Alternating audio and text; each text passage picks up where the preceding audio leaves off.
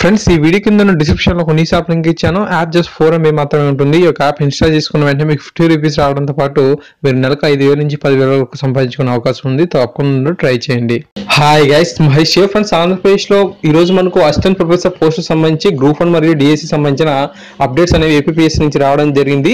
So వీటిని కనుక మనం పరిశీలించినట్లయితే విశ్వవిద్యాలయాల్లోని అసిస్టెంట్ ప్రొఫెసర్ ఖాళీల భర్తీ కోసం ఏప్రిల్లో నిర్వహించిన స్క్రీనింగ్ పరీక్ష ఫలితాలను వెబ్సైట్ లో ఉంచినట్లు ఏపీపీఎస్సీ చైర్మన్ ఉదయ్ భాస్కర్ వెల్లడించారు.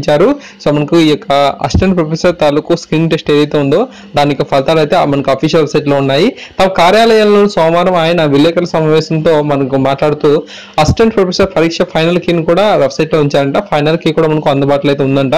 ఒకసారి మనం ఆ యొక్క ఫైనల్ కీని కూడా చెక్ చేసుకోవచ్చు. మొత్తంగా మనకు ఈ యొక్క ఎగ్జామ్ అనేది 64 సబ్జెక్టులకు అయితే జరిగింది. అయితే ఇప్పుడు మనకు కేవలం 40 సబ్జెక్టులు మాత్రమే ఫలితాలు అయితే వెల్లడించారంట. సో మిగతా 24 సబ్జెక్టులకు సంబంధించిన ఫలితాలు అనేవి రోజుకి కొన్ని సబ్జెక్టులు చొప్పున ఫలితాలు అయితే రిలీజ్ చేస్తారు. ఇంటర్వ్యూ అంటే ఎవరైతే సెలెక్ట్ అయినారో సో వారికి ఇంటర్వ్యూ అనేది మనకు బాధ్యత అనేది యూనివర్సిటీలో చేపడతాయంట. ఓసీలకు 40% మార్కులు అయితే రావాల్సి అయితే ఉంటుంది. బీసీలకు 35%, ఎస్సీ ఎస్టీ వికలాంగులకు 30% అర్హత మార్కులుగా అయితే ఇవ్వడం అయితే జరిగింది. ఒకవేళ కనుక ఉన్న సబ్జెక్టులకు అనుగుణంగా ఎక్కువ మంది కనుక లేకున్నట్లయితే ఆ యొక్క సబ్జెక్టులకు తిరిగి మరలా ఎగ్జామ్ కండక్ట్ చేస్తామని చెప్పి అన్నారు. సో ఈ విధంగా మనకు అసిస్టెంట్ ప్రొఫెసర్ సంబంధించి అప్డేట్స్ అయితే ఉన్నాయి. సో నెక్స్ట్ మనకు డిఎస్సి చూసినట్లయితే ఉపాధ్యాయుల భర్తీకి సంబంధించి డిఎస్సి నిర్వహణ గురించి ఇప్పటివరకు తమకు సమాచారం లేదని, ప్రభుత్వం ఆ బాధ్యతను అప్పగిస్తే నిర్వహించేందుకు ఏపీపీఎస్సీ సిద్ధంగా ఉందని చెప్పి మనకు చైర్మన్ అయితే స్పష్టం చేశారు.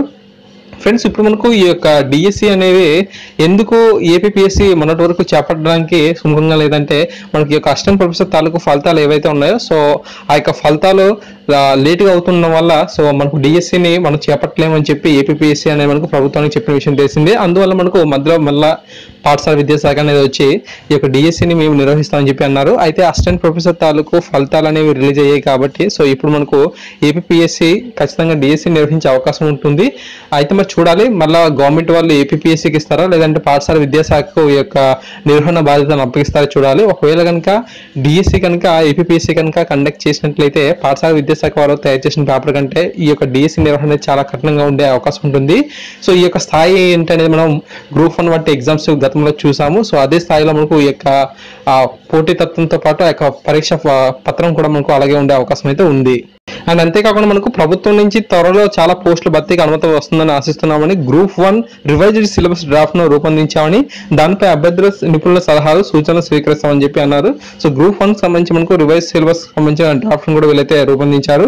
సో మనకు ఎలక్షన్ టైం కూడా దగ్గర పడుతుంది కాబట్టి ఈ యొక్క 1.5 year లో కానీ 1 year లో కానీ మనకు సో భారీగా మనకు గవర్నమెంట్ నుంచి అయితే నోటిఫికేషన్స్ అయితే రిలీజ్ అయ్యే అవకాశాలు అయితే ఉన్నాయి. సో గత 4 సంవత్సరాల నుంచి మనకు సో పెద్దగా నోటిఫికేషన్లు అయితే లేవు. సో ఖాళీలు చూసినట్లయితే చాలా ఎక్కువ ఉండడం వల్ల మేబీ ఈ యొక్క 1 year కి ఖచ్చితంగా మనకు నోటిఫికేషన్ అయితే రిలీజ్ అవుతాయి. సో ఏపీపీఎస్సీ వీటిని కండక్ట్ చేస్తూ ఉంటుంది కాబట్టి సో మనకు ఏకదాటిగా ఈ యొక్క నోటిఫికేషన్స్ అనేవి వస్తూ ఉండొచ్చు. ఫ్రెండ్స్, మనకు ఖచ్చితంగా ఎటువంటి అప్డేట్స్ వచ్చినా సరే మీకు అందించే ప్రయత్నం అయితే చేస్తుంటాను. కొత్త వారైతే ఛానల్ సబ్స్క్రైబ్ చేసుకోండి, తప్పకుండా లైక్ చేస్తూ ఉండండి. మీ యొక్క అభిప్రాయానికి కింద కామెంట్ తెలియజేయండి. Thank you guys, thanks for watching this video. Good morning to all.